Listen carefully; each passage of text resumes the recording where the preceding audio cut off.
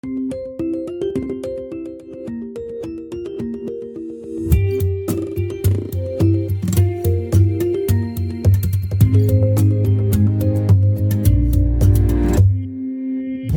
et bienvenue dans Hors Circuit, le podcast de la rédaction d'Atlantico. Et cette semaine dans Hors Circuit, nous recevons deux journalistes que vous lisez régulièrement dans les colonnes d'Atlantico, de grands reporters, Emmanuel Razavi.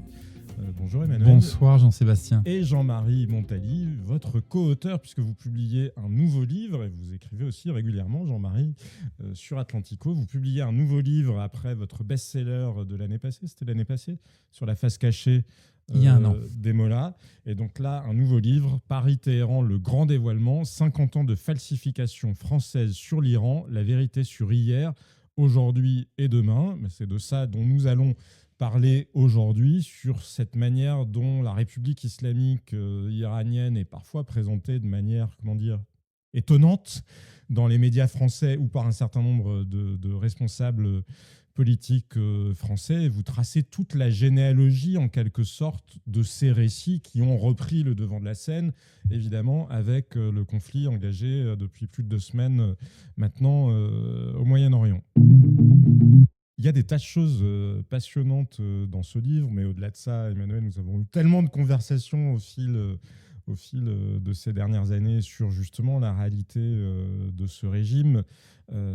Comment est-ce qu'on peut expliquer le degré d'aveuglement encore aujourd'hui ? Parce que moi, je trouve qu'il y a quelque chose de passionnant, c'est que vous dites, même les gens qui ont soutenu la révolution iranienne en 1979, un certain nombre d'intellectuels français, comme Michel Foucault, comme Jean-Paul Sartre, d'ailleurs, comme un certain nombre de journalistes.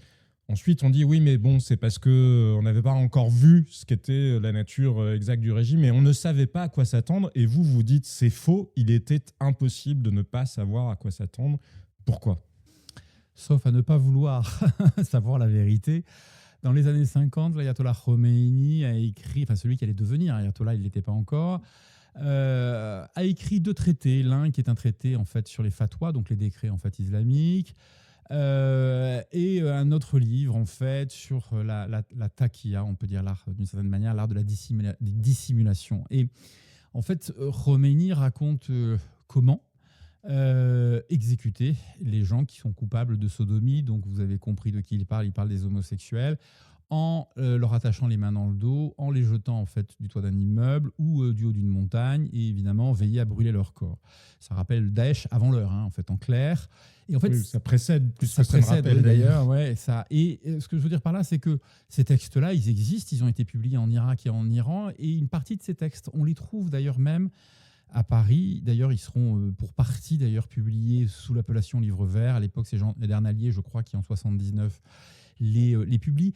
Ce que on explique. Mais ça, ce point-là, je trouve ça intéressant. Parce que avait moi, j'ai toujours été édition. persuadé que le Livre Vert, c'était l'ayatollah Khomeini qui avait voulu publier ce qui était la substance de sa vision du monde et de sa vision politique sous le nom de Livre Vert. Mais non, c'est en France que ça a été. En fait, ce sont plusieurs traités, en fait, plusieurs fascicules, des livrets en réalité, qui ont été regroupés sous l'appellation Livre Vert, quand ça sort en France en 79. Mais ce qui est intéressant, c'est que l'éditeur, qui est Jean Edernalier, je pense qu'il ne devait pas parler le persan d'ailleurs, il va quand même les faire traduire. Il va en fait composer cet ouvrage, si l'on peut dire, ce recueil en tout cas des traités en fait de Khomeini. Foucault, qui comparait l'ayatollah Khomeini à un saint, je cite, un saint entre guillemets, travaillait à l'époque. Il commettait des reportages pour le Nouvel Observateur, pour le Corriere della Sera, donc des journaux qui avaient des très gros moyens. Et c'était un universitaire, c'était un chercheur. Il aurait pu se donner les moyens d'aller chercher ce qu'avait écrit en fait l'ayatollah Khomeini, de faire traduire ces textes, puisqu'un autre l'a fait, pour se rendre compte de quelle était la personnalité de l'homme qu'il soutenait. Or, de 2 choses l'une. Soit, il ne l'a pas fait en tout cas il n'en parle pas. Donc soit il ne l'a pas lu, soit il l'a lu, il n'a pas voulu le dire. Dans tous les cas, si vous voulez, c'est que ce qu'a écrit Khomeini, on le dit avec Jean-Marie d'ailleurs, c'est un peu comparable à Mein Kampf, si vous voulez, Hitler qui annonce dans un livre en clair quel est son projet en fait pour l'Allemagne et au-delà de l'Allemagne. Khomeini le dit très clairement dans ses fascicules, on comprend quel est son projet politique parce qu'il parle notamment aussi de la façon dont il veut régir en fait l'Iran. En fait, il précède à travers ses livrets ce que va être la constitution de la République islamique de 1979. Et nos intellectuels, non seulement en fait ne le lisent pas, ne veulent pas savoir. Pas seulement nos intellectuels. Mais, enfin, nos intellectuels de gauche. Imaginez que le président de la République de l'époque ne l'avait pas lu non plus. Ouais, pareil. Et considèrent que donc c'est un défenseur de la démocratie. C'est important parce que Khomeini, notamment quand il est en France, il est en exil entre octobre 1978 et janvier 1979 à Nofles-le-Château. Il reçoit des journalistes, des intellectuels, auxquels il explique que lui, il va établir l'égalité entre hommes et femmes en Iran. Les mecs le répètent dans leurs articles, sans même vérifier que depuis 1963, le Shah d'Iran a mis en place juridiquement cette égalité homme-femme, à laquelle s'est opposé l'ayatollah Khomeini. C'est un des points en fait sur lesquels il s'oppose en fait au Shah, c'est l'égalité homme-femme. Voilà. Et donc ça fait partie, ce n'est qu'un exemple parmi tant d'autres que l'on rappelle avec Jean-Marie Montali dans Paris-Téhéran, le grand dévoilement. Mais est-ce qu'il y a eu à l'époque, parce que bon, admettons qu'il n'ait pas pris la peine de le lire, on peut reprocher aux gens d'être nécessairement au courant de tout ce qui aurait pu être publié en Iran dans les décennies qui précédaient, mais est-ce qu'il y a eu des voix qui ont alerté à l'époque, avant même d'ailleurs l'établissement de la révolution islamique, des intellectuels français ou iraniens qui, eux, étaient lucides? Est-ce qu'il y a des gens qui ont vu venir le danger? Les intellectuels iraniens, il y en a eu plusieurs. Des intellectuels français, je ne suis pas certain, j'ai pas comme ça spontanément, ça vient pas. On a eu des intellectuels français qui soutenaient, ou des diplomates peut-être, ou des diplomates qui soutenaient plutôt Khomeini, ou en tout cas qui voulaient la chute du Shah. Parce que ce que disait Emmanuel, Khomeini a tout dit. Sur tous les tons, il ne l'a jamais caché, en fait. Ça n'a jamais été secret. Il l'a écrit dans le gouvernement islamique, il l'a écrit dans 3 ouvrages principaux. Il en a fait des discours, on ne l'a pas écouté, on ne l'a pas lu, ou alors on n'a pas voulu entendre ce qu'il disait. Il n'a jamais rien caché. Il a menti quand il était à Nofles-le-Château, où il a récité à nos intellectuels et à nos journalistes, il a récité ce que ces intellectuels et ces journalistes voulaient entendre à cette époque. Parce qu'on ne peut pas parler de la révolution khoméniste si on ne la contextualise pas, si on ne la remet pas dans le contexte historique. On est dans les années 70, à la fin des années 70, il y a la guerre du Vietnam, donc il y a un anti-impérialisme important. C'est la fin des guerres de décolonisation, donc il y a un anticolonialisme important. Et voilà qu'il y a un personnage... Tout ça largement exploité par le KGB. Tout ça très largement, on en parle d'ailleurs dans ce livre, très largement exploité par le KGB. Et tout ça, au milieu de tout ça, il y a un personnage qui est un roi. Donc pour des révolutionnaires français, nous on est habitués à ce que les têtes des rois roulent, tombent et roulent, qui lui est plutôt pro-américain et qui n'est pas anti-israélien. Donc il représente à peu près tout ce que déteste cette intelligentsia de gauche. Et Khomeini le sent bien, et lui se présente comme une espèce de... Alors il reçoit les gens à Nofles-le-Château, il est assis sous un pommier, et c'est du miel, en fait, qui tombe de sa bouche. C'est du miel, c'est pas du ciel. Ça, c'est au mois de novembre et au mois de décembre. Et donc on l'écoute et on n'enquête pas. Là-dessus se passe la révolution khoméniste, où on envoie un tas d'envoyés, tous les journaux font leur boulot, on envoie des envoyés spéciaux. Quand on lit aujourd'hui, quand on parle à ces envoyés spéciaux de l'époque, qui sont des bons journalistes, tous de très bons journalistes, qui ont couvert des conflits, qui ont été envoyés spéciaux partout dans le monde, ils arrivent en Iran, ils arrivent dans un pays qu'ils ne connaissent pas. Ils croient que c'est un pays arabe, ils confondent l'islam, ils ne savent pas grand-chose. Donc, est-ce que le chiisme et le sunnisme, c'est pareil, etc. Donc, ils se laissent complètement trimballer par le récit révolutionnaire romanesque qu'on est en train de faire. On ne l'a pas lu. On n'a pas lu Khomeini, on n'a pas écouté ses adjoints. On s'est laissé complètement trimballer. Alors, eux, à l'époque, se sont laissés trimballer. Aujourd'hui, ils le reconnaissent. Plusieurs le disent. Bon, ben voilà, on s'est laissé... on a été crédule. Donc, ça rentre dans le récit. Et puis, quand on parle de Foucault, Foucault est passionné par la mécanique révolutionnaire. Ce qui l'intéresse, c'est la mécanique révolutionnaire. Et voilà qu'avec Khomeini, on arrive et Arafat, qui est le premier personnage important à rejoindre Khomeini à Téhéran après la Révolution, voilà que l'islam vient au secours de la cause palestinienne. Et donc, la cause palestinienne qui jusque-là n'intéressait personne et qui soulevait surtout pas les populations arabes qui s'en foutaient complètement. Mais d'un seul coup, en islamisant la cause palestinienne, ça intéresse tous les musulmans du monde. Et Foucault comprend bien, là, l'intérêt de la jonction entre le nationalisme palestinien et l'islam. Donc tout ça, c'est dans la mécanique révolutionnaire, ça sert le récit de l'idéologie. Ils sont parvenus très peu, comme Foucault, sont parvenus en arrière, se sont pas excusés, parce que d'un seul coup, c'était tout leur édifice idéologique qui allait s'écrouler, parce qu'en faisant tomber le Shah, ils pensaient faire tomber le mal, mais ils n'ont pas compris que, en plus du mal, il pouvait y avoir le pire. Et on a eu le pire. Et vous parliez de la monarchie aujourd'hui, et surtout de cette espèce de facilité ou de paresse intellectuelle qui consiste à ne pas lire et ne pas écouter les gens. On est Mais à l'heure des charges, pardon de vous interrompre, à l'heure des charges, et pour me faire entre guillemets l'avocat du diable, les Iraniens aussi sont tombés dans le panneau, puisque les oppositions iraniennes au Shah, les étudiants, démocrates, un certain nombre, le bazar, enfin le secteur économique, les communistes, tous ces gens-là se sont alliés aussi avec Khomeini, mais donc aucun d'entre eux n'avait lu Khomeini, parce que bon, on peut imaginer qu'en Iran, et en parlant farsi, c'était quand même un peu plus évident à leurs yeux, à eux.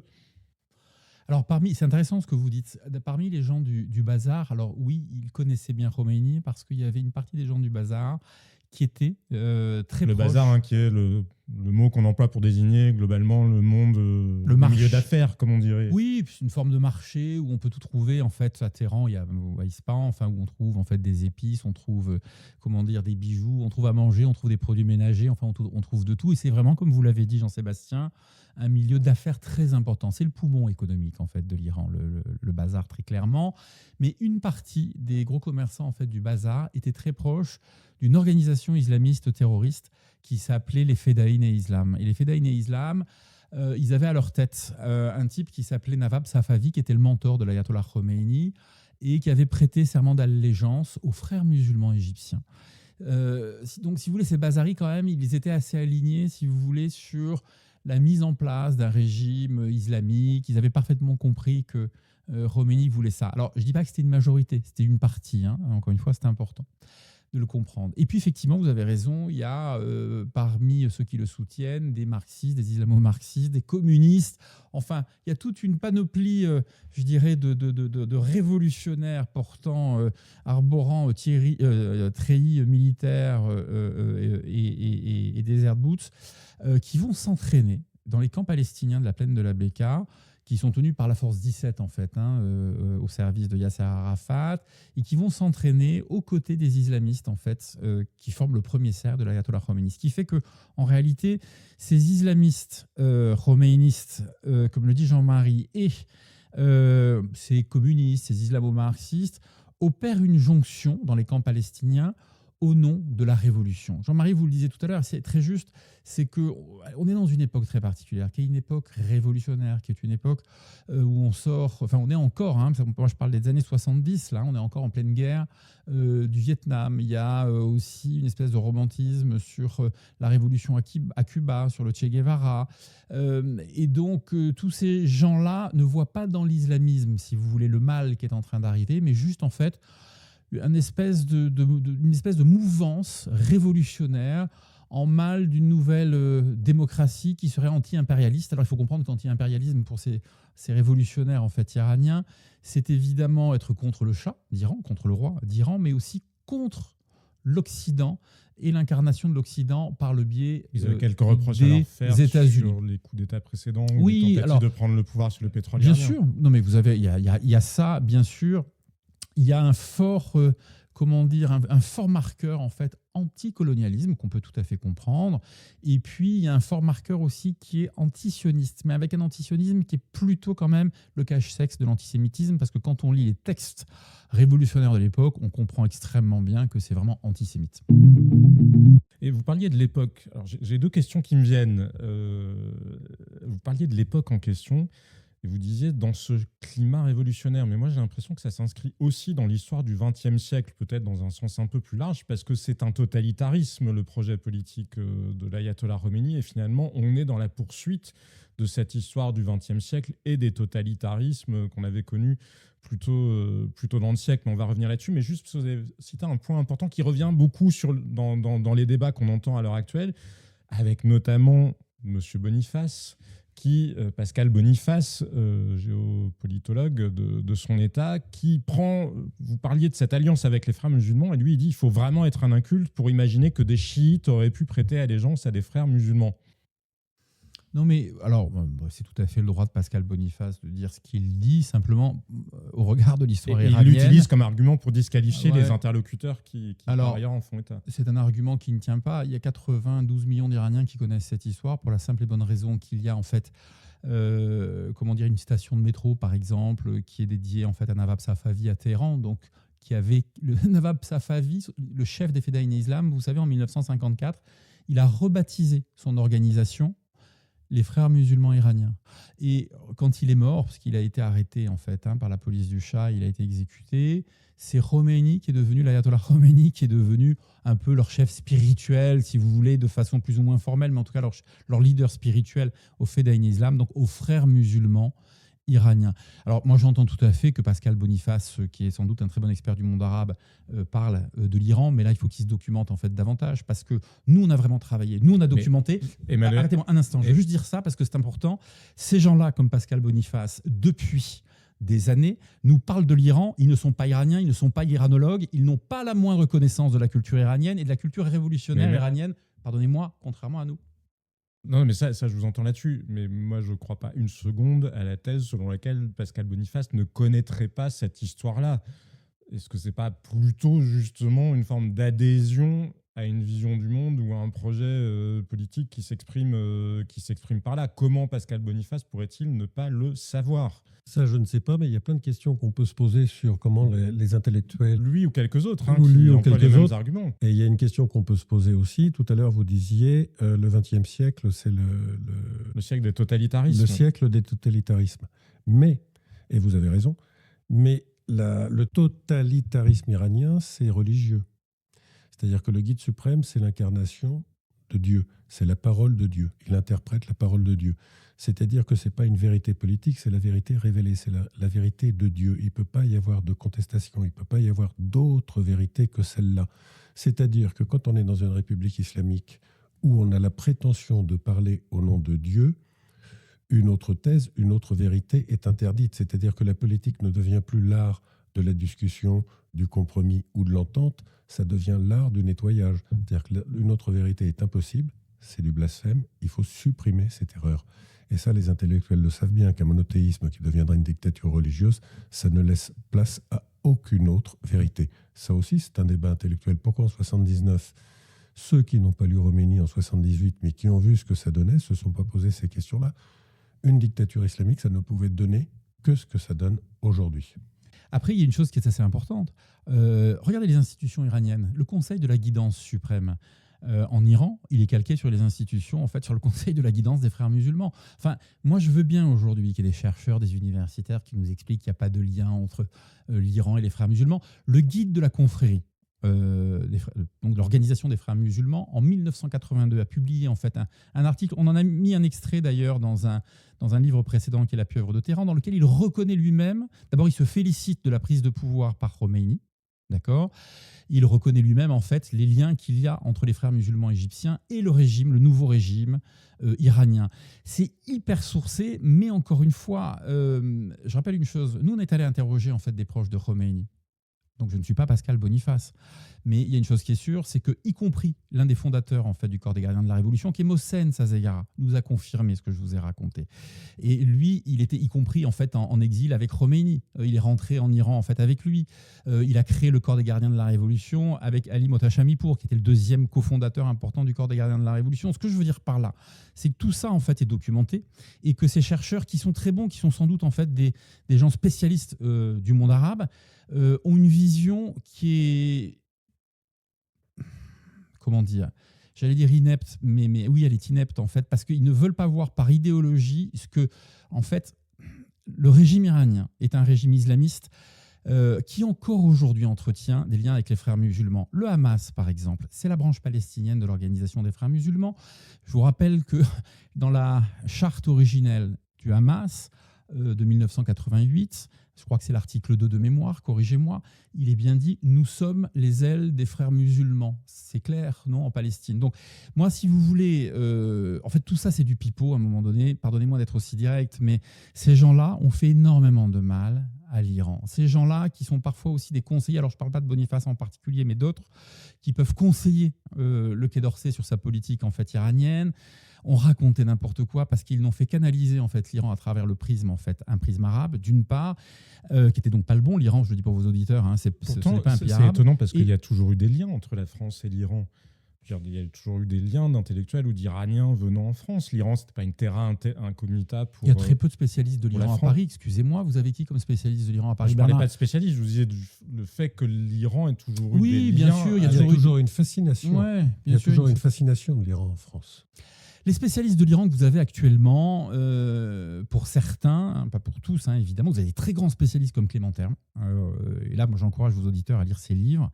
Mais vous avez d'autres, pour ne pas les nommer, mais enfin des géographes, enfin des historiens de l'Iran, soi-disant, qui ont beaucoup travaillé en Iran, mais qui, parce qu'ils avaient des visas pour aller travailler en Iran et en revenant en France, devenaient consultants pour des grandes entreprises, passaient à la télévision, donc vendaient quelque part en fait leurs services, n'ont jamais dit de mal du régime islamique et ont toujours essayé de composer en fait avec.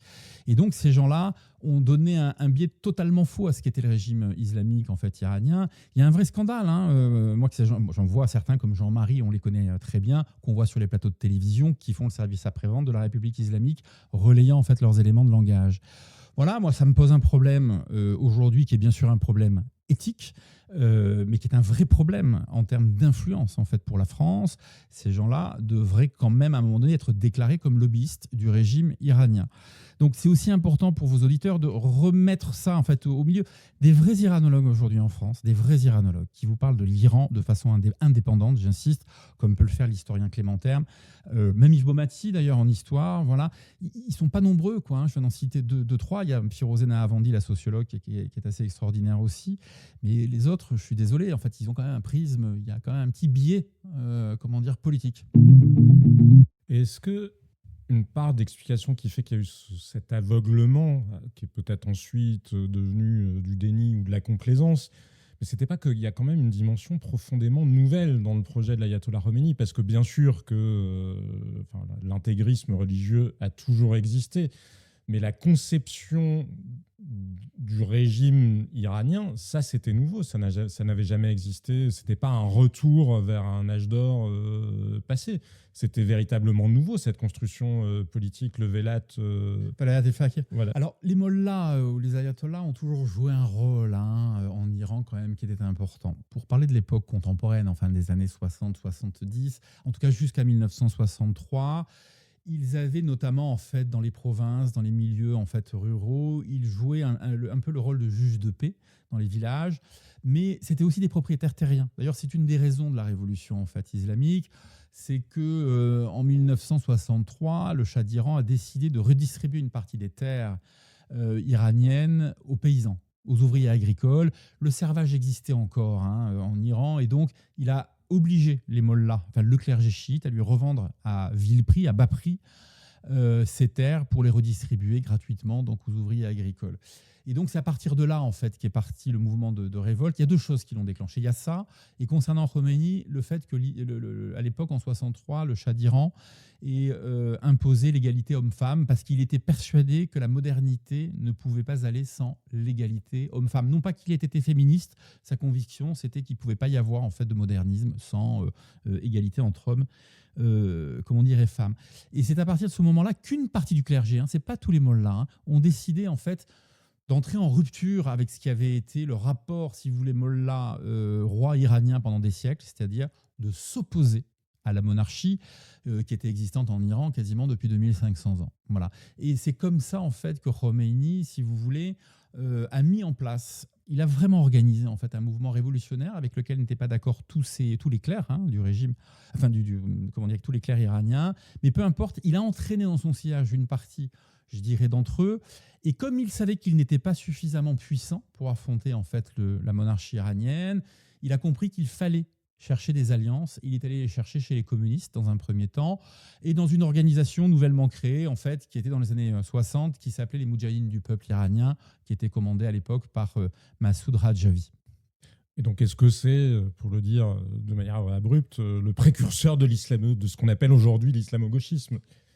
Alors, vous avez raison, l'islamo-gauchisme, il a une vraie histoire iranienne, déjà dès la de fin la convergence Ouais, entre justement mais des milieux gauchistes et vous l'islamisme, avez, alors qu'a priori sur le papier, ça paraît à la fin être des des années visions politiques antagonistes. En 1929, vous avez le chef du parti communiste iranien qui s'appelait Soltan Zadeh, qui avait expliqué qu'il fallait que l'islam nationaliste et, donc il parlait des frères musulmans, un an plus tôt étaient nés les frères musulmans en Égypte, et les communistes en fait fassent converger leurs combats. Pourquoi ? Parce que les uns et les autres en fait luttaient contre l'impérialisme. Voilà. Et donc c'est comme ça qu'a été pensé dès la fin des années 20, si vous voulez, la jonction entre islamistes et communistes.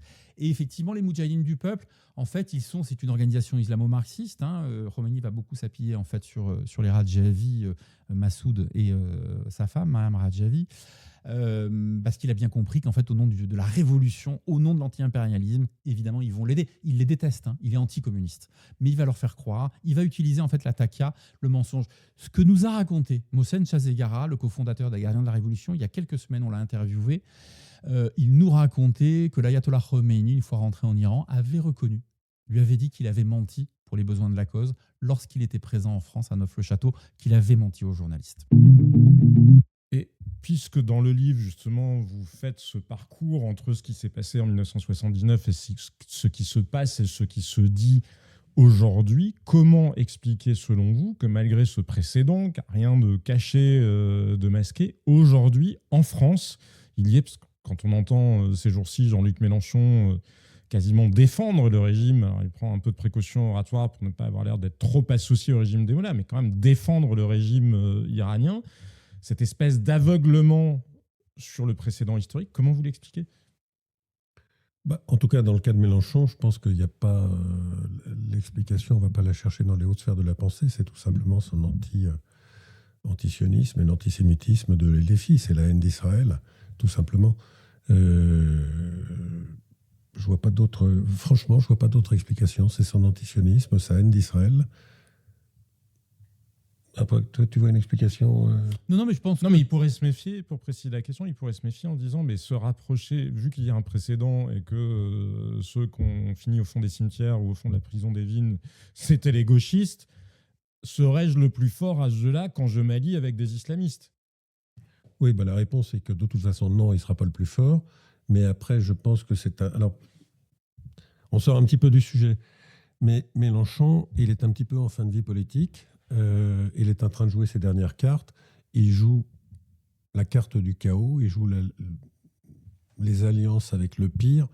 Donc, voilà. Donc après, non, il ne sera jamais... Évidemment, je ne peux même pas imaginer une seule seconde que lui n'ait pas lu Khomeini, parce que c'est quand même quelqu'un d'intelligent. Je ne peux pas imaginer une seule seconde qu'il se dise « je vais être le plus fort si un jour ». Mais après, vous êtes en train de supposer que dans ce cas-là, nous aurions... ce qui s'est passé en 79, c'est ce que nous pourrions risquer aujourd'hui. Sans forcément que ça aille à son terme, simplement que dans une alliance politique, il y en ait un qui finisse par prendre le pas sur l'autre sans qu'il soit arrivé. Mais c'est déjà le cas de LFI. On a déjà vu des élus de LFI, Rima Hassan, etc., expliquer que finalement, il n'y avait pas assez de minorités visibles chez les élus de LFI, que les bons petits blancs, bien de chez nous, du Pont-du-Rang, prenaient peut-être un peu trop de lumière et qu'il fallait qu'ils retrouvent l'ombre. Donc ça, on l'a bien compris, on le voit dans les listes électorales, etc. Mais je ne vois pas d'autre explication. Franchement, je ne vois pas d'autre explication que le palestinisme, comme on l'appelle aujourd'hui, et puis cette haine d'Israël. Et en ce qui concerne la diplomatie française, parce qu'on ne peut pas soupçonner Emmanuel Macron de partager la vision du monde de Jean-Luc Mélenchon, comment percevez-vous justement l'attitude du Quai d'Orsay et du président de la République depuis le déclenchement de ce conflit ? Depuis le déclenchement de ce conflit, mais depuis pratiquement 1979, la diplomatie française et les erreurs qu'elle fait sont complètement incompréhensibles. Là, Macron est en train de passer à côté de l'histoire. C'est même une honte qu'on entende ça. Ce que je comprends... Spécifiquement sur quel point ? On devrait être aux côtés des Iraniens. Depuis le 25 ou le 26 décembre, on devrait être aux côtés des Iraniens. Il y a 30 000 personnes qui se sont faites, des femmes, des enfants, des hommes qui se sont fait tirer à bout portant dans la rue par les Bassidj, par les militaires. Il faut dénoncer ça. Il faut être du côté de la population. Ça a été dénoncé par... Oui, mais d'accord, du bout des lèvres, on a eu Oui, d'accord. En revanche, moi, je ne suis pas comme Emmanuel d'origine iranienne. En revanche, en fréquentant les Iraniens depuis quelques années et en travaillant avec lui, j'ai compris qu'il y avait, je ne sais pas si on peut appeler ça comme ça, mais c'est comme ça qu'en tout cas Emmanuel me l'a expliqué, l'art du mensonge en Iran. On ne dit jamais en face les choses qui fâchent. On ment. Khomeini nous a menti, on l'a cru avec un grand sourire, on a cru ce qu'il nous disait. Et je pense que la diplomatie iranienne a menti à la diplomatie française. Il faut être un véritable expert de l'Iran pour comprendre ce qu'on nous dit, c'est-à-dire pour être capable de décrypter ce qui est dit derrière les mots. Il faut être un expert pour ça. Je ne suis pas sûr que dans la diplomatie française, on en ait beaucoup. Après, sur le déclenchement de la guerre aujourd'hui, je pense que la France a failli, tout simplement. Je pense que la France a failli avec son soutien ou son manque de soutien vis-à-vis de la population iranienne. Il y a une chose qu'on peut peut-être comprendre aujourd'hui, c'est évidemment que nous avons 2 personnes qui sont bloquées en Iran, qui sont coincées dans notre ambassade, oui, Jacques Paris et Nicolas. Et oui, pardon. Et donc on peut tout à fait comprendre en fait aujourd'hui la position d'Emmanuel Macron qui consiste à observer une certaine prudence pour préserver la vie en fait, oui, notamment de citoyens français qui se trouvent Iran, même s'ils ont dans un pays très dangereux qui est l'Iran. En revanche, cela n'empêche pas notre diplomatie à un moment donné de se tenir, n'empêche pas, je dirais même, notre gouvernement de se tenir aux côtés réellement des Iraniens. Et aujourd'hui, il y a une ambiguïté. Cette ambiguïté, elle se traduit par quoi ? Emmanuel Macron, à l'heure où on se parle, hier, a appelé le président Massoud Pezeshkian, évidemment pour s'enquérir en fait, du sort en fait, de nos 2 ressortissants qui sont coincés en Iran. Ça, on peut tout à fait le comprendre, mais il s'est senti obligé de rendre public le fait qu'il avait appelé Massoud Pezeshkian. Et ça, c'est embêtant en termes de communication. Massoud Pezeshkian, il est issu du corps des gardiens de la Révolution islamique. Le corps des gardiens de la Révolution islamique est classé sur la liste des organisations terroristes de l'Union européenne depuis quelques semaines. Ça veut dire qu'il abaisse sa parole présidentielle en faisant... La France a mis longtemps d'ailleurs avant de se France résoudre à soutenir ce classement. Et il abaisse d'une certaine manière en fait la parole présidentielle, mais aussi l'image de la France, en montrant qu'en fait qu'il négocie ce qu'on peut comprendre ou qu'il discute avec son homologue iranien, mais qui quand même appartient à une organisation terroriste. Je rappelle aussi une chose pour vos auditeurs qui ne le savent pas. Il y a eu donc, comme le disait Jean-Marie Montalier à l'instant, des massacres de masse qui ont été notamment commis les 8 et 9 janvier dernier. On parle d'au moins 35 000 morts, documentés par les témoignages en fait, de personnel hospitalier et de personnel en fait, des morgues à travers les 31 provinces d'Iran. Lorsque l'on sait cela, on sait que le président de la République islamique d'Iran s'appelle Massoud Pezeshkian, d'accord, qu'il a fait partie des gens qui ont cautionné ces massacres. Écoutez, on ne peut pas discuter, ou en tout cas faire savoir que l'on parle comme si c'était un président tout à fait normal, avec un assassin. Il a du sang sur les mains. Il est comptable, si vous voulez, de ces massacres qui sont des crimes contre l'humanité et qualifiables également de crimes de guerre. Donc la France aujourd'hui, comme le dit Jean-Marie Montalier, si vous voulez, elle est un peu faillie d'un certain point de vue, ne serait-ce que parce qu'Emmanuel Macron a besoin de communiquer là-dessus. Il n'aurait pas dû, à mon sens en tout cas, le faire. Il faut comprendre que la diplomatie soit de discuter avec tous les représentants, quels qu'ils soient. On ne choisit pas qui est son interlocuteur. Et on peut comprendre que la diplomatie sert les mains tachées de sang, pleines de sang, mais on a du mal à comprendre qu'elle ne sert pas celle des opposants, par exemple. Et qu'elles ne reçoivent pas, que notre gouvernement ne reçoive pas dans ses palais, dans ses ministères, les opposants iraniens qui peuvent proposer une alternative. On ne comprend pas comment, pour le 47e anniversaire de la République islamique d'Iran, on ait laissé l'ambassadeur, qui est forcément un valet des gardiens de la Révolution, qui est le porte-parole du gouvernement. Oui, on regarde ce qu'est la structure du régime. On regarde ce qu'est la structure du régime. Alors, on regarde ce qu'est la structure du régime. Fonctionnelle, et puis, le personnel diplomatique iranien ne peut pas exercer son métier de diplomate s'il n'a pas l'aval et la caution des gardiens de la Révolution, organisation terroriste. Cet ambassadeur d'Iran est aujourd'hui en France et il peut célébrer le 47e anniversaire tranquillement de la République islamique d'Iran. À quoi on a traqué? Aux 52 parachutistes tués par le Hezbollah, aux attentats des années 80 à Paris, ou à à nos Et justement, otages. je rebondis. Pourquoi on continue à donner des visas, pourquoi on continue à donner des visas aux enfants ou aux familles des dignitaires du des régime. dignitaires du régime? Il y a plusieurs milliers d'enfants de dignitaires du régime qui vivent en Europe, en France et aux qui ont acquis États-Unis. un certain nombre de biens d'ailleurs. Et qui sont, mais on parle de centaines en de France. millions de dollars. En France, on parle de centaines de millions Immobilier, d'euros. notamment. Immobilier de luxe, hôtellerie, etc., etc. Donc, si vous voulez, entre dénoncer fermement la guerre, etc., il y a quand même toute une panoplie de sanctions que vous pouvez prendre, au moins symboliques, c'est-à-dire arrêter de serrer des mains tachées de sang, ou alors serrer aussi les mains de ceux qui peuvent proposer une alternative démocratique. Arrêter de donner des visas, geler les avoirs de ces gens-là, parce qu'on parle de centaines de millions de dollars. Donc c'est ça aussi la diplomatie, c'est de montrer à un moment donné qu'on est du côté, surtout quand on est la France, et que les Iraniens, vous parliez de cette longue histoire entre la France et l'Iran, mais c'est aussi une longue histoire entre l'Iran et la France, et l'Iran, et notamment les gens qui manifestent, ont toujours regardé vers nous, parce que le mot Azadi, liberté, c'est nous qui l'avons réinventé en 1789. Et quand ils manifestent et qu'ils sont tués en criant Azadi, ils pensaient que ce mot-là allait résonner dans nos institutions et dans nos rues. Et finalement, ça n'a pas beaucoup résonné. Et ce qu'on a vu dans nos rues, c'est le drapeau de la République islamique d'Iran flotter place de la République. De manière minoritaire, mais on l'a vu quand même flotter dans place de la République pendant les manifestations pro-palestiniennes. Donc il y a un sentiment, en tout cas politique, je ne sais pas, mais en tout cas un sentiment de trahison morale. Les Iraniens ressentent ça vis-à-vis de la France. Ils s'attendaient à beaucoup de choses. Vous parliez d'opposition démocratique, on va y venir parce que vous l'abordez beaucoup dans le livre, notamment en essayant de rétablir un certain nombre de faits sur la dynastie Pahlavi. Mais avant de venir à cet élément-là, vous avez parlé d'attentats, de ces attentats qui ont eu lieu dans le passé. Est-ce qu'une des clés d'explication de l'attitude de la diplomatie française ou européenne, peut-être, ça n'est pas la peur du terrorisme iranien? On sait que l'Iran a été un large sponsor du terrorisme international. Et je vous pose d'autant plus la question à vous que vous avez travaillé sur les réseaux dormants iraniens en Europe, et ça n'est pas une vue de l'esprit. Ils existent, ils sont structurés et ils ont des relais. C'est ce qu'on appelle la diplomatie de la terreur. C'est-à-dire que quand les Iraniens se sentent acculés et n'ont plus d'arguments, ils utilisent ça, c'est-à-dire la menace des attentats et la menace des prises d'otages. C'est documenté, on le sait, il y a eu des attentats. L'Iran, quand même, finance un certain nombre d'organisations terroristes qui frappent tout le... Vous savez, quand on dit le régime iranien, si le régime iranien s'écroule, c'est la paix au Moyen-Orient, c'est la stabilité du Moyen-Orient qui est menacée. Ça me fait...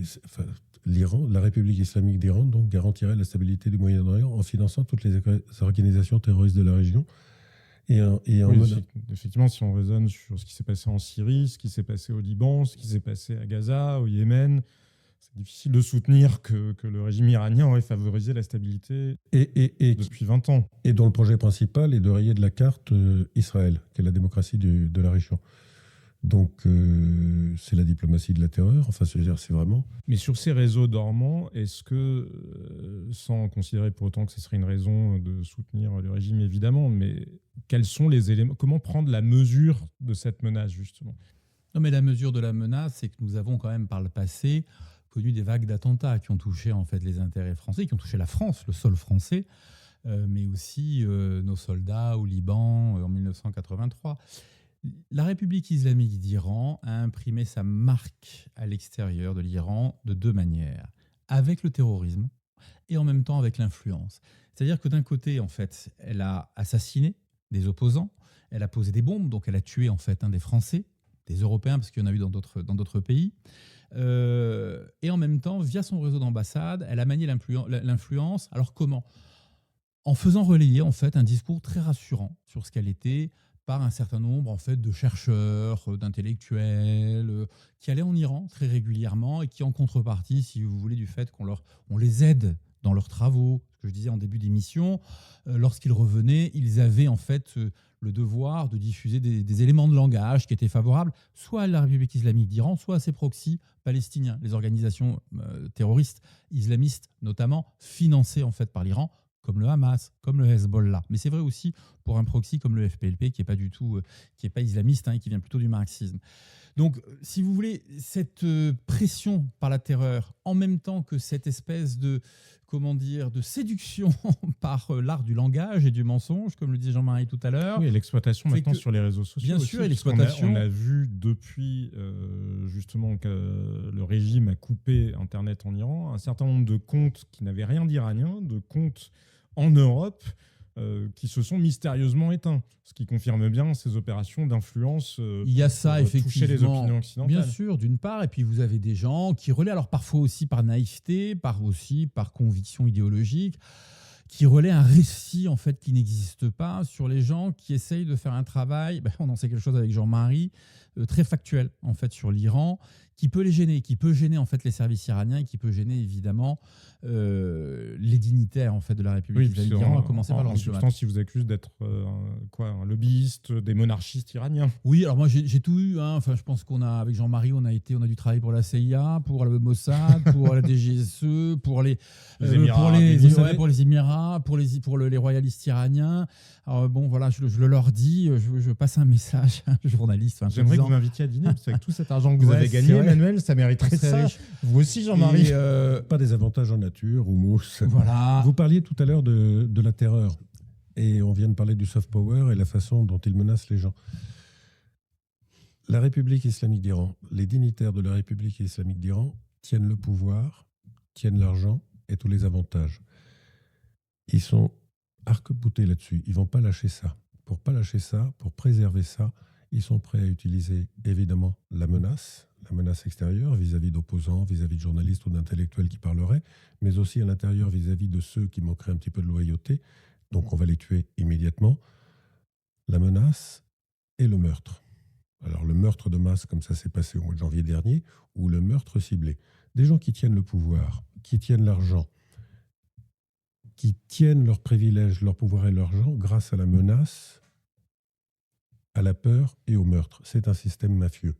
Et ça tombe bien parce que la République islamique d'Iran s'appuie aussi sur des mafieux en Europe, parce que vous savez que c'est un narco-État. Et donc, elle s'appuie notamment en France sur des réseaux de narcotrafiquants pour les bases œuvres. Il y a quelques exemples qu'on donne dans La pieuvre de Téhéran, notre livre précédent, de gens qui ont été victimes d'attentats. Certains ont été tués, d'autres simplement blessés, comme un avocat espagnol qui défendait l'opposition iranienne, qui s'est pris une balle en pleine mâchoire.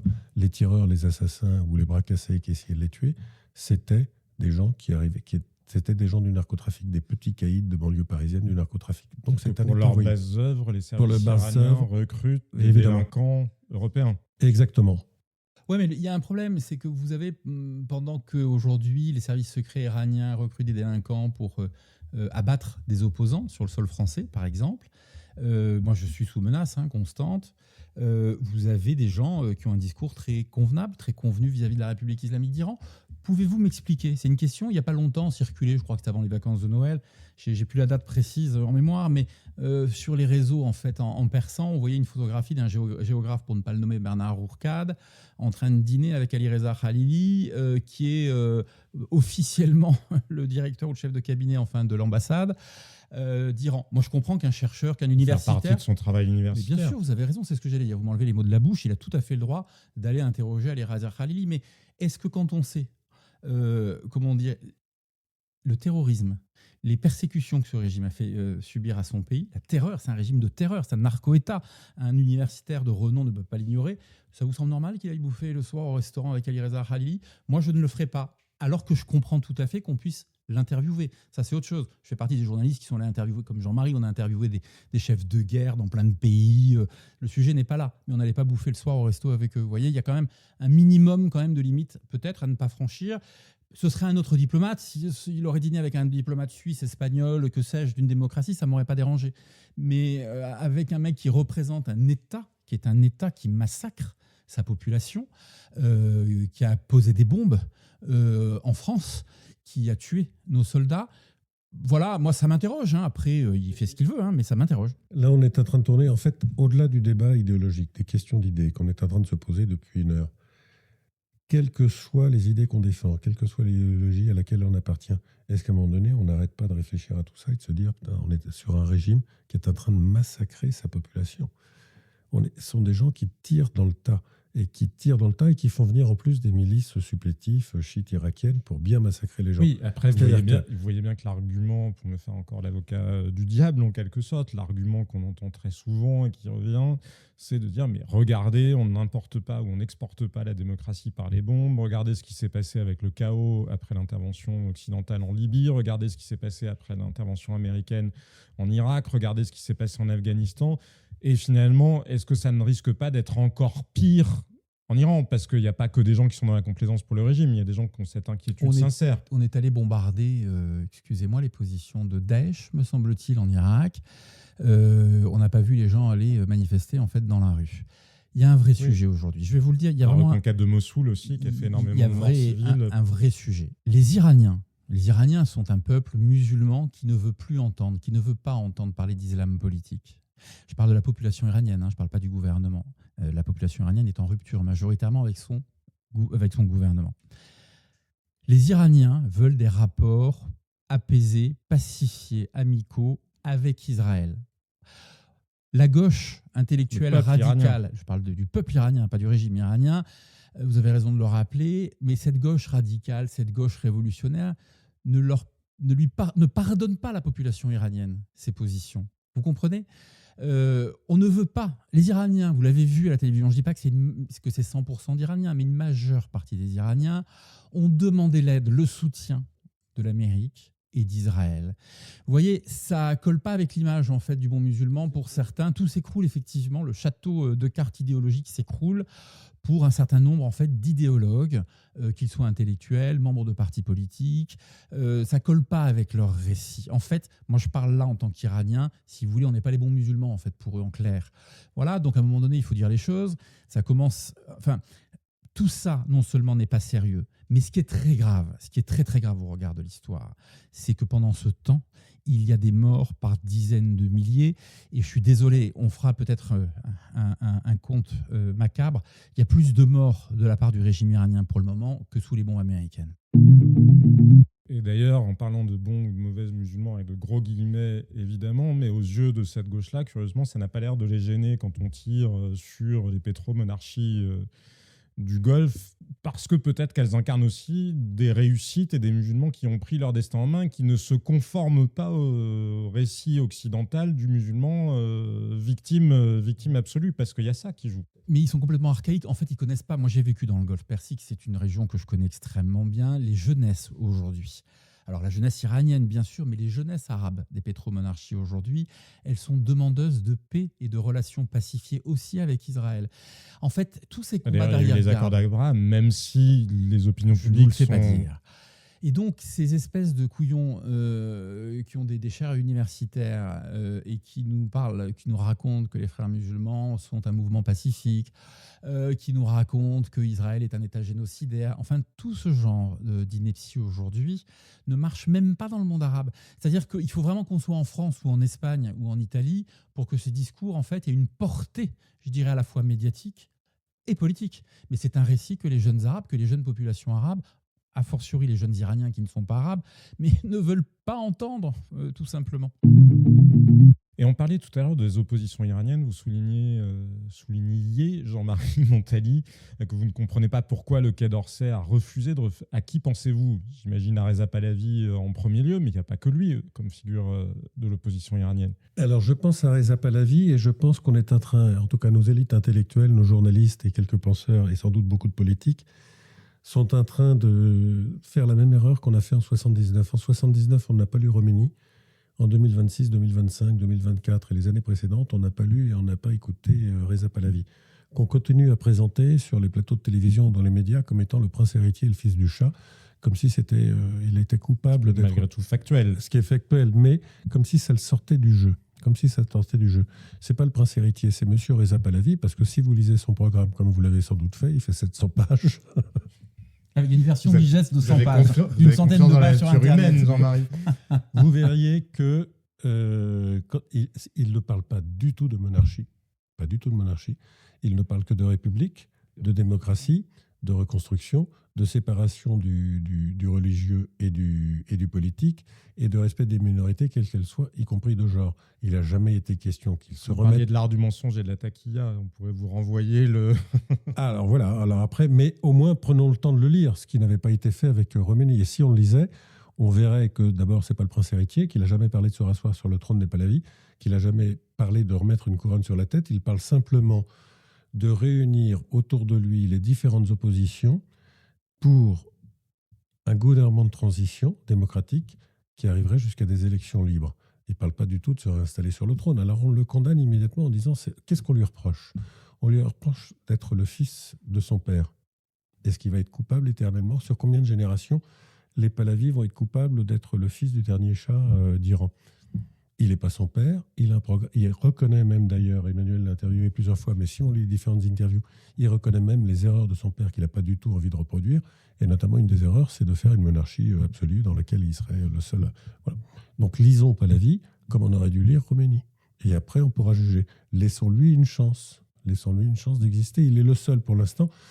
On a vu quand même des gens qui se faisaient tirer dessus en Iran, mais on ne parle pas de dizaines de personnes, on parle de milliers, peut-être même de millions de personnes qui, en Iran, se faisaient tirer dessus parce qu'ils criaient « Vive le Shah !» Vive Pahlavi. Donc si les Iraniens le réclament, peut-être qu'il faut écouter les Iraniens. Peut-être que la malédiction de l'Iran, c'est qu'on n'écoute pas les Iraniens et qu'on ne les lit pas. Et qu'on voit ça à travers un prisme la occidental. responsabilité, elle est autre. Manifestement, Reza Pahlavi n'a pas convaincu, alors, certes, la France, mais enfin bon, la capacité française à imposer quoi que ce soit en Iran est assez limitée. Mais manifestement, il n'a pas beaucoup convaincu Donald Trump non plus. Écoutez, moi j'ai une explication là-dessus. D'abord, avant de parler de Reza Pahlavi, il y a plusieurs oppositions iraniennes. Il y a des oppositions. Oui, vous les avez interviewées pour Atlantico, Emmanuel. On a fait une super série, mais vraiment, je le dis pour les gens qui nous écoutent.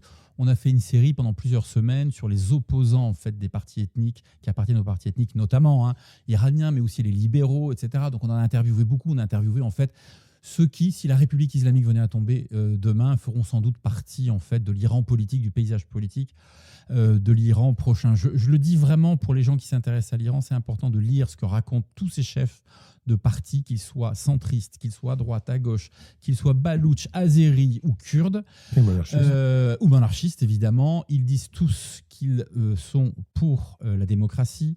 Je pense aux Kurdes parce que moi j'ai passé près de 15 jours en fait, au Kurdistan, la frontière irako-iranienne, avec les combattants et du Komala, le parti historique kurde iranien, et du PDKI, qui est un autre parti kurde iranien. On sent bien que les jeunes sont désireux tout simplement, pareil, de rapports pacifiés en fait, avec tout le monde. Ils disent tous que dès que le régime sera tombé, ils déposeront les armes. Tous ces gens-là, même quand ils ne se supportent pas, ils se parlent. Les Azéris parlent aux Baloutches, qui parlent aux Kurdes et qui arrivent à parler à Reza Pahlavi. Ça ne veut pas dire qu'ils s'aiment, ça ne veut pas dire qu'ils s'adorent, ça ne veut pas dire qu'ils vont passer leurs vacances ensemble.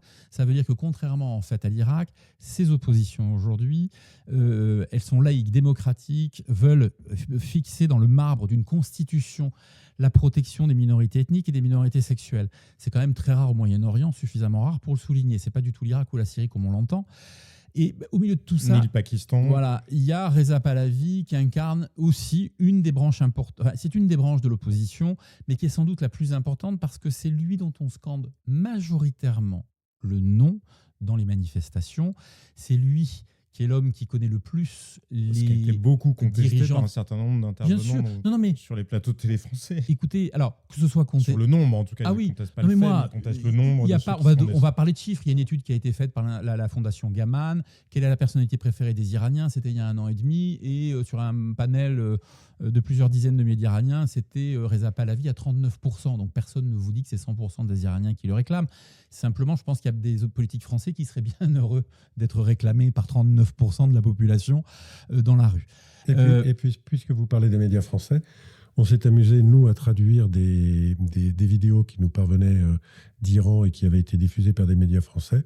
Et la traduction qui nous a été faite ne correspondait pas du tout à la traduction faite par les médias. C'est-à-dire que la traduction avait été arrangée. Là, on a consciemment menti. C'est-à-dire que, par exemple, c'était Reza, vive le Shah, vive le roi. Vive le roi, etc. C'était devenu peuple d'Iran, soulève-toi. Mais il n'était plus du question du Shah, etc. Donc les traductions étaient fausses.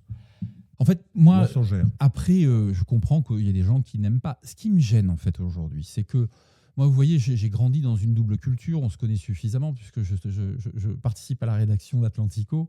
Je connais la culture iranienne. Je suis né en fait dedans. Et quand je parle de l'Iran en tant qu'Iranien, c'est que j'en connais la culture, j'en connais les complexités. Quand j'en parle en tant que journaliste, comme Jean-Marie, c'est parce que j'ai enquêté. Ça fait des années qu'avec Jean-Marie, on travaille ensemble sur ces sujets-là. Et vous avez publié nombre de nos papiers dans Atlantico. Je pense qu'ils sont des papiers qui... Et j'invite tout le monde à les relire parce qu'il y a beaucoup d'informations, notamment énorme, des révélations sur les liens entre la République islamique et un certain nombre d'influenceurs, voire de personnalités politiques, ou en tout cas, minima, de partis politiques. Il faut vraiment lire ces sujets. Ce que je veux dire par là, c'est que tout le monde a le droit de parler de l'Iran, mais il faut y aller de façon documentée. En fait, ce que je trouve intolérable de plus en plus, c'est que des gens vont à la télévision parler de l'Iran sans en mesurer la complexité, sans en connaître en fait les groupes politiques, les groupes ethniques. Et c'est ça en fait qui est aussi la tragédie, comme dit Jean-Marie, en fait, de l'Iran, c'est qu'en fait les gens, ces spécialistes, soi-disant spécialistes ou ces toutologues, ne veulent pas savoir. Moi, j'invite vraiment à lire tout ce qu'on a fait sur Atlantico, à lire notre livre évidemment, à lire les ouvrages de Clément Terme, d'Yves Baumati, de Firozena Avandi, qui sont les gens en fait les grands spécialistes, les grands savants en fait contemporains, si je puis dire, de l'Iran pour se faire une idée, si vous voulez, et arrêter d'écouter ces dépendeurs d'andouille qui font plaisir au régime pour avoir leur visa et retourner faire leurs travaux dans un pays sous un régime, sous une république islamique qui tue sa population. J'appuie vos conseils de lecture et peut-être pour finir d'un mot, en l'état actuel des choses, optimiste, pessimiste? Non, moi je ne peux pas dire que je sois optimiste du tout parce qu'aujourd'hui on ne connaît pas le plan que veut accompagner, le plan politique pour l'Iran que veut accompagner Donald Trump. La semaine dernière, en tout cas les Américains avaient évoqué Larijani, qui est un proche de Khamenei, enfin qui est un bourreau, un assassin, un islamiste d'ailleurs. Bon, il a été mis de côté, a été évoqué le nom de Mariam Rajavi, la chef des Moudjahidines du peuple. Elle n'a pas d'assise aujourd'hui sociale, un mouvement islamo-marxiste, mais qui n'a pas d'assise sociale en fait en Iran, pas beaucoup en tout cas, même s'il est très organisé, ce mouvement sur le plan militaire, paramilitaire, c'est un mouvement armé. Voilà. Après, vous avez entendu que Donald Trump a dit que peu importe qui prendrait le pouvoir en Iran, même si c'était un mollah. Alors, c'est embêtant parce que faire tomber les mollahs pour remettre un mollah. Donc, évidemment, moi, j'ai du mal aujourd'hui à comprendre. Je comprends la joie et la satisfaction de mes compatriotes iraniens qui se réjouissent, si vous voulez, de l'action militaire américaine, israélienne. C'est pas à moi de la cautionner, je suis journaliste, je suis pas un va en guerre, j'ai couvert trop de guerres pour ça, mais je comprends parfaitement et je sais qu'aujourd'hui c'est très attendu ces bombardements, ils étaient très attendus, mais avec un espoir derrière qui était on nous débarrasse du régime et on accompagne un mouvement politique, un gouvernement de transition démocratique et laïque. Merci beaucoup Jean-Marie Montali, merci beaucoup Emmanuel Razavi. Merci Jean-Sébastien.